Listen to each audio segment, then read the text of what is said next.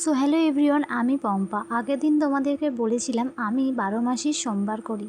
তো আজকের দিনটা ছিল সোমবার। তো সকাল সকাল ফ্রেশ হয়ে চান করে পুজোর জন্য প্রস্তুত হচ্ছিলাম।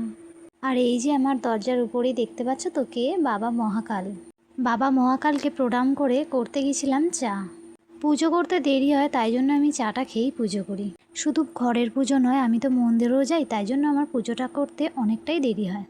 চা খেয়ে বসে পড়েছিলাম পুজো সারতে। জানো তো, বাবা আমার খুব কৃপালু, খুব করুণাময়ী।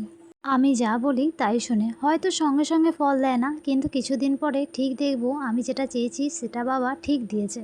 যখন কাছের মানুষ দূরে সরে গেছে, তখন বাবাই আমায় পথ দেখেছে। তাই জন্য আমি বাবাকে এত মানি। বাবা না থাকলে আজ আমি কিচ্ছু নয়। স্নান করাতে করাতে দেখো আমার হয়েও গেল, আর বাবাকে কিভাবে সাজিয়েছি দেখো। তো তোমার সাথে গল্প করতে করতে আমার পুজোটাও হয়ে গেল। এরপর রওনা দেবো মন্দিরের জন্য। আমি মন্দিরে শাড়ি পরেই যাই, তাই জন্য এই শাড়িটা পরে নিয়েছি। আমাকে এই শাড়িটা পরে কেমন লাগছে অবশ্যই বলবে। শাড়ি আমি খুব একটা পরি না, কিন্তু মন্দিরে গেলে শাড়ি আমি পরি। ঘরে যখন রেডি হচ্ছিলাম মনে হচ্ছিল কখন মন্দিরে যাব, কিন্তু আফসোস মন্দিরের ভিডিওটা তোমাদেরকে দেখাতে পারবো না, কারণ মন্দিরে আমি ফোন নিয়ে যাই না, ভিডিও করা যায় না। তো আজকের মতন এটুকুই। ভালো লাগলে সাবস্ক্রাইব করে দিও। Bye bye.